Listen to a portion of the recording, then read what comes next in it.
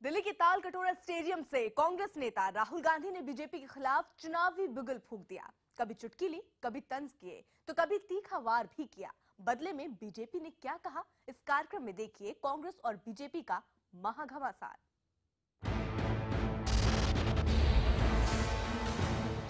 हमारा चिन्ह है ये, है ना।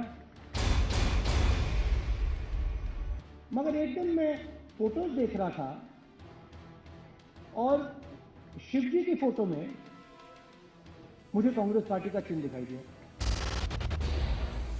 मैंने गुरु नानक जी की फोटो देखी, उसमें कांग्रेस का चिन्ह। मैंने बुद्धा की फोटो देखी, उसमें कांग्रेस का चिन्ह। महावीर जी की फोटो देखी, उसमें कांग्रेस का चिन्ह। कि आज राहुल गांधी जी ने अधिवेशन में जिस प्रकार शिव जी, महावीर, गुरु नानक जी सभी उनको अचानक याद आए हैं। मुझे लगता है राहुल गांधी जी ने वो एंटनी रिपोर्ट जो 2014 में दिया था एंटनी जी ने, और पढ़ लिया होगा। तो लंदन गए थे ना छुट्टी में, लगता है वहीं बैठ के एंटनी रिपोर्ट पढ़ा है, तभी उनको बहुत वर्षों के बाद शिव जी की याद आई है। शिव जी से मुझे भी एक बात याद आया कि जो भी हो ना हो, मगर ऐसा भी हो सकता है जो दुनिया कह रही है कि जो कांग्रेस का विनाश है वो राहुल जी के हाथों लिखा है।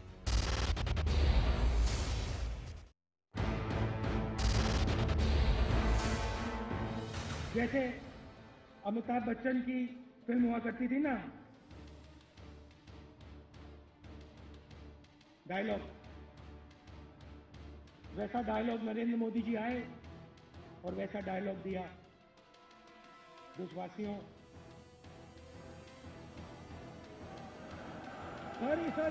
सॉरी, माफी चाहता हूं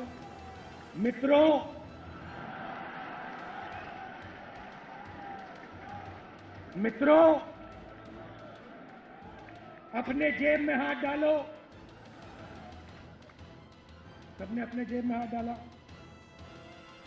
ये जो तुम्हारे जेब में 500,000 रुपए का नोट है, अब ये कागज हो गया है, कागज। मित्रों, भ्रष्टाचार के खिलाफ हम एक लड़ाई लड़ रहे हैं। मुझे अपना वर्तमान समय दो, मैं आपको एक चमकता हुआ नया भारत आज से 10-15 साल बाद दूंगा। और ये बात समझ लो कि ये चमकता हुआ भारत अरुण जेटली जी, सुषमा स्वराज जी, राजनाथ सिंह जी तुम्हें नहीं देंगे। ये चमकता हुआ भारत सिर्फ तुम्हें नरेंद्र मोदी देगा। पहले भी बाहर यात्रा करते थे, विदेश यात्रा करते थे, भ्रमण पर जाते थे, उनको देश में उस समय क्या होता है बहुत जानकारी नहीं होती थी। अभी भी बाहर से आए हैं तो लगता है एक बड़ा शॉर्ट सर्किट हो गया है और उन्हें कुछ पता नहीं है कि भारत में क्या हो रहा है। तो पहले आके अखबार पढ़ लें, अपने पार्टी के लोगों से बातचीत कर लें, फिर भारत की जो बेचैनी है, जो भारत की जो बेचैनी वो दिखाना चाहते हैं, उससे ज़्यादा उनमें बहुत बड़ी राजनीतिक बेचैनी है।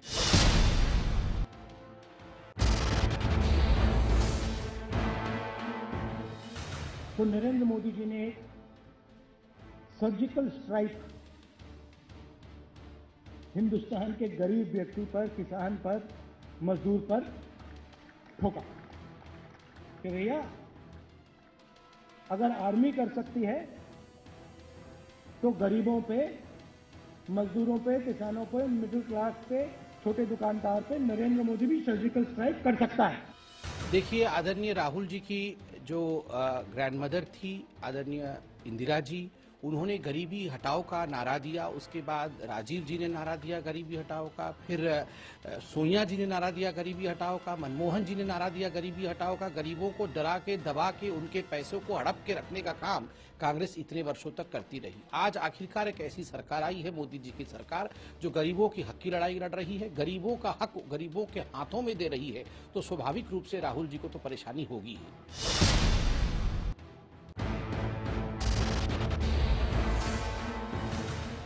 So the Prime Minister jumps. He jumps from clean, let's clean India, to let's do surgical strikes, to let's demonetize. He keeps jumping from one thing to another.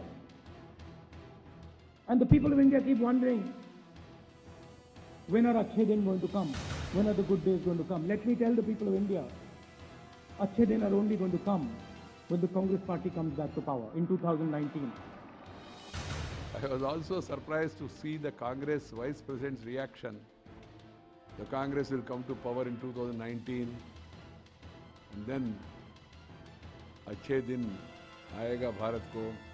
Forget 2019. The Congress will never be able to come back to power in India even by 2090 also.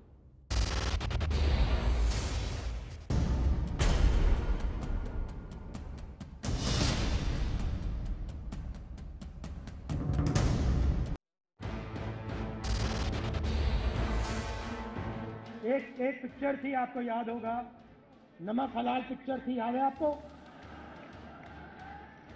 Amitabh Bachchan वाली। खैर मैंने वो देखी नहीं है, मगर उसका मैं डायलॉग जानता हूं, गाना जानता हूं। आपको तो लगता है बस ये सपना, राम राम जपना, गरीब का माल अपना। तो ये फिलॉसफी है सूट बूट सरकार की। एक तरफ राहुल गांधी फिल्मी डायलॉग से हमारे नेता की तुलना करते हैं, जबकि खुद देश उनके घिसे पिटे डायलॉग को अब सुनने को तैयार नहीं है। जिस तरह से एक ही डायलॉग को जिस तरह कैसेट अटक जाता है एक विषय पर, उसी तरह राहुल गांधी जी के पास 2-3 डायलॉग आ गए हैं। एक फिलॉसफी, कांग्रेस पार्टी की फिलॉसफी कहती है डरो मत, और दूसरी फिलॉसफी कहती है डरो और डराओ। हमने किसानों को कहा देखो डरो मत, तुम्हारी जो जमीन है वो तुम्हारी रहेगी, और अगर कोई भी तुमसे जमीन छीनना चाहता है, लेना चाहता है, तो उसे मार्केट रेट देना पड़ेगा, डरो मत। और मोदी जी ने क्या किया? नहीं, हिंदुस्तान के किसान डरो, मेरा नाम नरेंद्र मोदी है और मैं तुमसे तुम्हारी जमीन छीन सकता हूं। आज गरीबों के लिए अगर कोई उसका दर्द जानने को और उसका निदान देने का काम, निदान करने का काम कोई कर रहा है, तो वो हमारे नेता नरेंद्र मोदी जी कर रहे हैं। गरीबों को दर्द कांग्रेस ने दिया है और उनका निदान और दवा हम कर रहे हैं। कांग्रेस को उसमें फिक्र करने की जरूरत नहीं। अब मोदी जी पता नहीं कौन सा सपना देख रहे हैं। वो कह रहे हैं कि हिंदुस्तान को मैं कैशलेस बनाऊंगा। मेरे नेताजी बना दिया, ले लिया पैसा, सब कैश ले लिया, किसानों से, मजदूरों से, गरीबों से। कहते हैं भ्रष्टाचार के खिलाफ लड़ाई है। अच्छी बात। तो मुझे आप एक बात बताइए,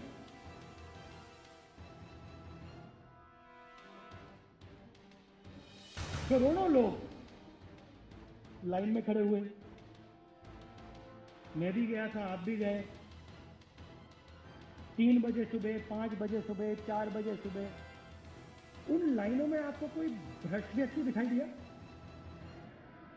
कोई था वहां पे एक भ्रष्ट व्यक्ति बैंक के पीछे थे? विदेश में घूम फिर के अपना वेकेशन के बाद आने के बाद उनको अर्थव्यवस्था के बारे में इतनी जानकारी मिल गई, ये सुन के और भी ज्यादा आनंद आया, क्योंकि शायद उन्हें समझ नहीं आ रहा है अभी तक कि ये पूरा देश आज प्रधानमंत्री के पीछे खड़ा है।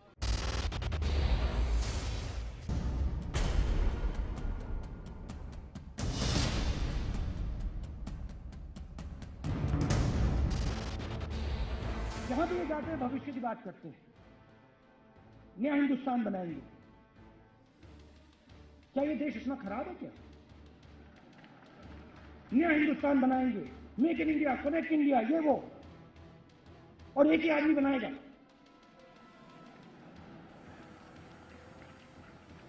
मतलब और किसी में हैसियत नहीं है, हम सब बेवकूफ हैं, पूरा हिंदुस्तान बेवकूफ है, एक व्यक्ति बनाएगा। हमें कुछ नहीं मालूम, किसी को कुछ नहीं मालूम, सिर्फ नरेंद्र मोदी जी को मालूम है, और सिर्फ नरेंद्र मोदी जी हिंदुस्तान के भविष्य को सुनहरा बना सकता है। इसने इस देश ने चांद तक मिशन भेज दिया है। इस देश में समझ है। हाँ, वो भी भैया आपको वो मालूम नहीं अभी, वो भी नरेंद्र मोदी जी ने 15 मिनट में पूरा प्रिपेयर करके भेजा था। आप क्या बात कर रहे हो गोयल जी, ऐसा थोड़ी होता है। वो जो इसरो के लोग हैं, डीआरडीओ के लोग हैं, वो सब लोग हैं, उनका क्या लेना देना इससे? बस उस पर एक ही कमी थी, नरेंद्र मोदी जी की फोटो नहीं थी उस पर।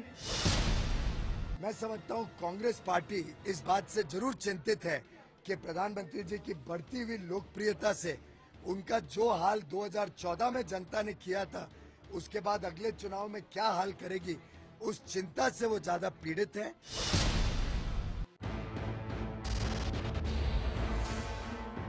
कुछ ही घंटे पहले, तो शायद एक दिन पहले, आरबीआई को चिट्ठी गई कि आप डिमोनेटाइजेशन करने को तैयार हो या नहीं, और अगले दिन अनाउंसमेंट हो गया। मतलब आपने पूरे इंस्टीट्यूशन को रद्द कर दिया, खत्म कर दिया। उत्तराखंड में चुनाव है तो कभी कभी जो पार्टी का सिस्टम है उसको तोड़कर किसी एक व्यक्ति को ऊपर से टिकट दिया जाता है। कभी कभी हो जाता है कांग्रेस पार्टी में, मगर कांग्रेस पार्टी ने ऐसा काम आरबीआई के साथ या जुडिशरी के साथ, हिंदुस्तान के जो, जैसे मैंने आज सुबह कहा, आत्मा, हिंदुस्तान की जो आत्मा है उसके साथ तो ऐसा कभी नहीं किया। आज बड़े फिलोसॉफिकल अंदाज में उन्होंने भाषण दिया है, आत्मा की बात की है, शरीर की बात की है। देखिए, आत्मा अर्थात जो वो कह रहे थे देश का इंस्टीट्यूट्स है, किस लिए बर्बाद किया? देश के ही कोर्ट ने ये कहा कि कांग्रेस की सरकार ने सीबीआई को पिंजड़े में कैद तोता बना दिया है, केज्ड पैरॉट बना दिया है। हमारे हिंदुस्तान के 14 लाख करोड़ रुपए को जिस प्रकार गबन और स्कैम्स के माध्यम से बाहर ले लिया गया, शरीर और आत्मा दोनों को आघात किया है कांग्रेस पार्टी ने जब जब उनकी सत्ता रही। आज के लिए बस इतना ही है।